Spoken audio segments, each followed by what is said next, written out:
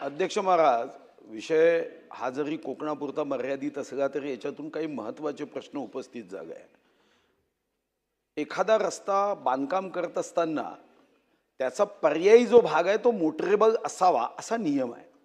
पण या ठिकाणी अध्यक्ष महाराज अनेक कॉन्ट्रॅक्टर त्या संदर्भात पैसे उचलतात पण मोटरेबल ठेवण्याची व्यवस्था करत नाही. मान्य मंत्री महोदय, अशा पद्धतीने रस्त्याचं बांधकाम होत असताना इतर पर्यायी रस्ते मोटरेबल असणे, त्याचा रफनेस इंडेक्स जो आहे तो योग्य असणे आणि तिसरा सुरक्षेच्या संदर्भात आवश्यक नियोजन असते, या गोष्टी बघितल्या जात नाही आहे आणि मोठ्या प्रमाणावर अपघात होता. 1,50,000 लोक मागच्या वर्षी मृत्युमुखी पडले रस्त्यात.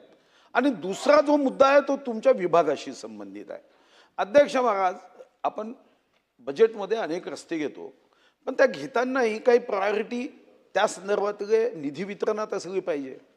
मी तुम्हाला एकदा नव्हे 10दा मान्य मुख्यमंत्र्यांची पत्र घेऊन तुमचे जे सचिव आहे मिलिंद म्हैसकरजींना वारंवार सांगतोय की हा रस्ता बांधत असताना याला त्वरेने निधी दिला पाहिजे.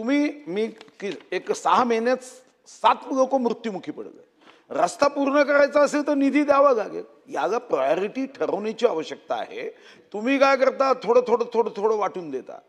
मग जास्तीचा एक तर तुम्ही निधी उपलब्ध केला पाहिजे.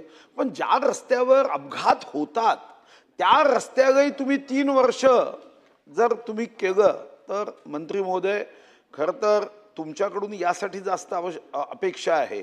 छत्रपती शिवाजी महाराजांचे वंशज म्हणून तुमच्याकडे पाहतो. तुमचा DNA, तुमचं रक्त हे छत्रपती शिवाजी महाराजांचं न्याय्यप्रिय रक्त आहे, हा आमचा दृढ समज आहे. आता कमीत कमी या संदर्भात या 4 मुद्द्यांवर उत्तर देताना हे मी पत्र देतो, मृत्यू किती झाले ते सांगतो.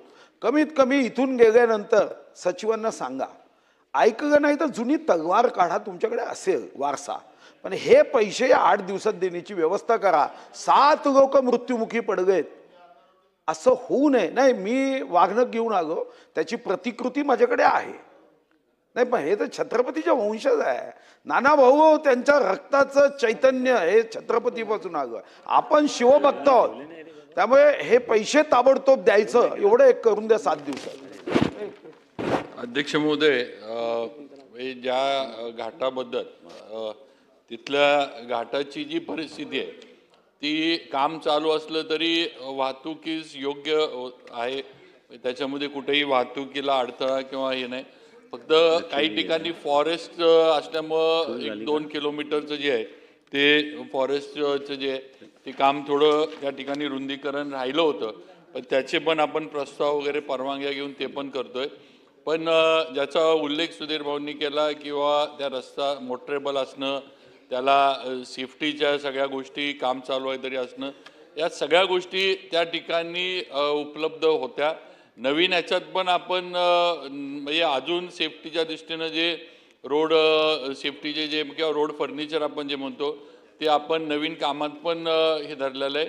राहिला विषय सुधीर भाऊंनी जे रस्त्याला निधी देण्याबद्दलचा आहे, तर नक्की लवकरात लवकर सुधीर भाऊंनी जे सांगितले, ज्या रस्त्याचा त्यांनी उल्लेख केला आहे त्याला सुद्धा निधी हा विभागाकडनं आम्ही उपलब्ध करून देऊ. आणि ते सुद्धा काम म्हणजे तिथं सुद्धा जे ॲक्सिडेंट होतात ते कसे कमी करता येतील किंवा ते कसे थांबतील याचं पूर्ण नियोजन विभागाकडनं केलं जाईल.